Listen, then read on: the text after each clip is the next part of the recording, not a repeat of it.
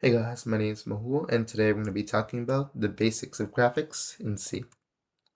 So first, you need to include the library graphics.h and the library conio.h for you to be able to use graphics. Then you need to initialize your graphics driver. If you set the graphics driver to detect, as I've done here, the graph will be in the drawings you make will be in the highest possible resolution. Then you need to make a variable for your graphics mode. Then in here, this is the script for the function called initGraph or initialize your graph, and it does exactly what it sounds. It allows you to use create drawings on the output screen. First, you need to include the graphics driver, then the graphics mode, which is dependent on the graphics driver.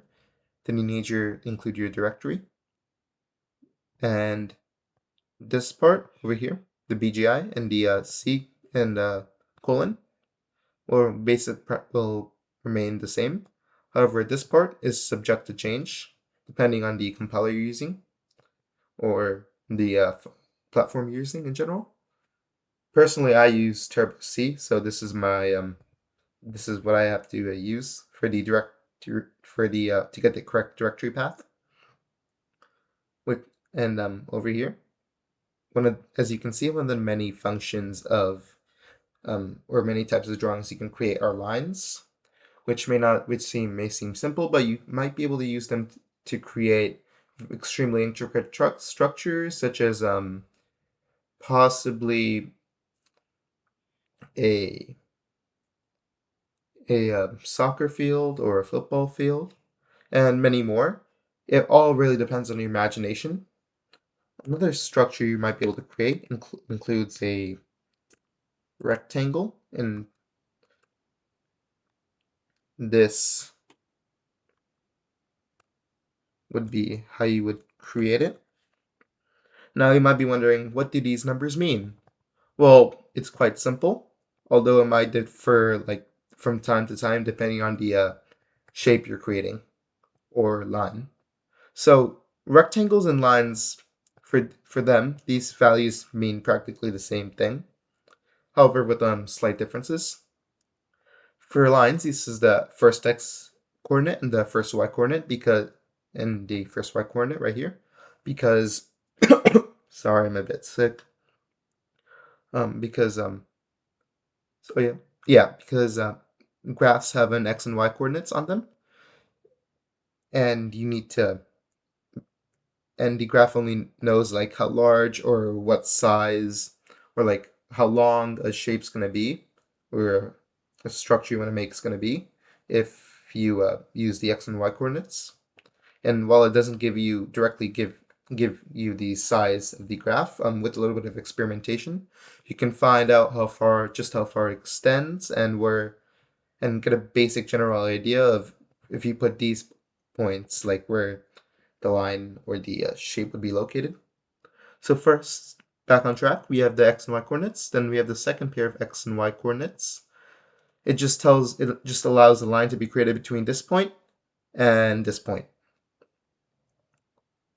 And then over here, for rectangles, it creates something similar. This is the first x coordinate.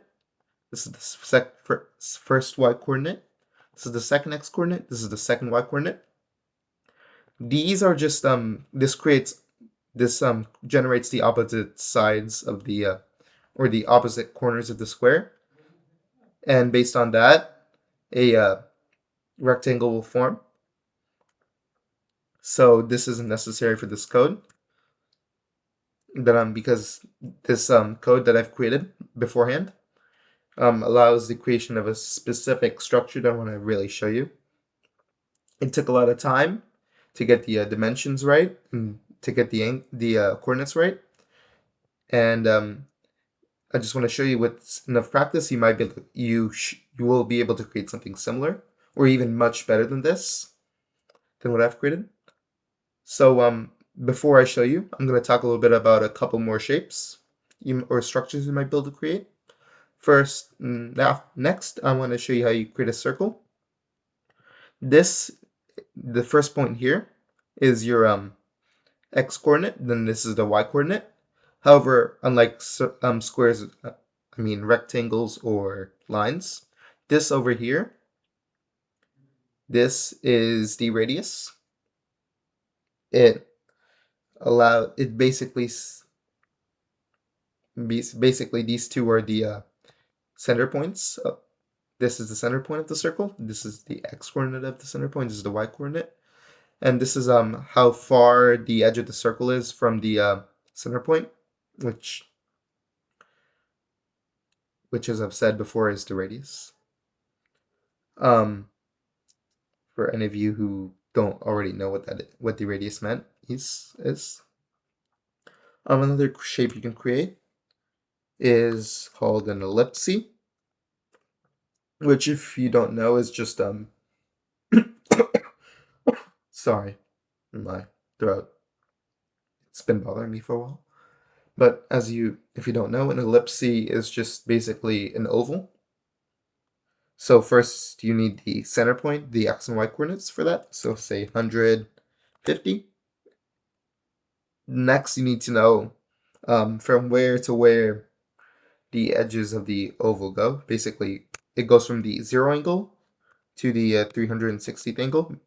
Sorry, 316th angle, which makes it a full ellipse. If I didn't made it to the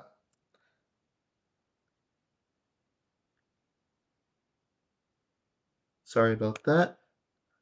But yeah.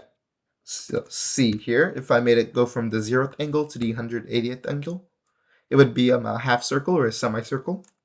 But if you want to create a full ellipse, it's a 360. By the way, ellipses are extremely useful because even with this, you can create a circle.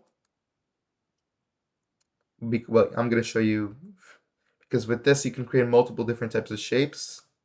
And it's basically the only way to create a semicircle or a half circle in graphics. There might be other ways you might discover. However, this is only the first part in my videos on graphics. I'll show you the rest later on. So after you set the angles or the degrees, you want to set the radius. First, the radius of the x-coordinate, because remember, an ellipses is an oval, which means doesn't have a perfect. All the points aren't. The edge isn't always equidistant from the center. So say 50. That means it's about 50 units wide from the center on each side. So basically 100 units wide.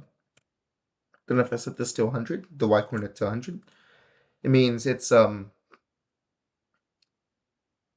units like tall, or from the center on each side, so which adds up to a total of 200. We're not going to be using ellipses though, so I'm just going to delete this code. So I want to show you what I created. As you can see here, it's a car. In the next video, I will show you how to create more complex structures and how to get this car to move, which is going to include another library, which I will again show you in a later video. Now, before we end this video, I want to quickly show you how you might be able to change your color lines, because say you want a colorful drawing, right? And but if you don't know how to change the color, that's not going to happen, because the lines are set to white. The line colors are set to white as a default value. So you want to use the command set color. Then you want to type the name of the color in all caps. Please note that the graphics driver only has a certain amount of preset colors that you might be able to use. And these colors all have a numerical value. Say, for example, the value of white is 0. So you might be able to, if you want to set the graph color back to white, you'll use that. But it's really hard to remember that, so I would recommend you to find a graph or a table with all the numerical values of the colors. Personally, I prefer to just type in the name of the color itself.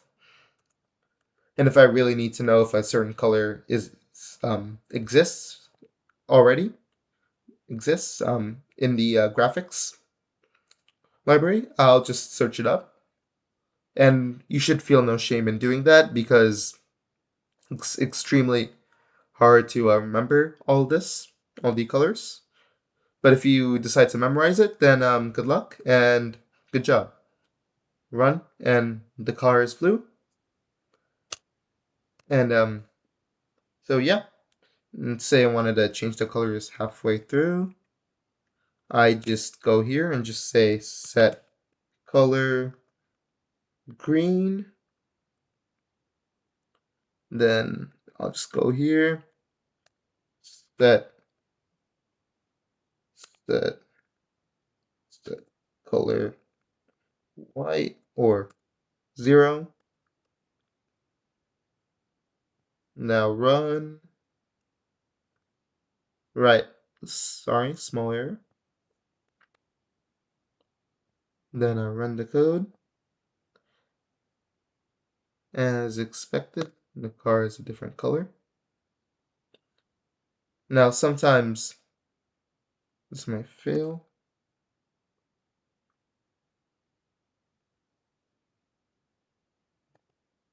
And there we go. Well, I hope you all enjoyed the video and found it informative, and that you might decide to use graphics in your own code. And I hope you all would please like, subscribe, and turn on your notifications because it would really help me. And I'll see you all in the next video. Bye.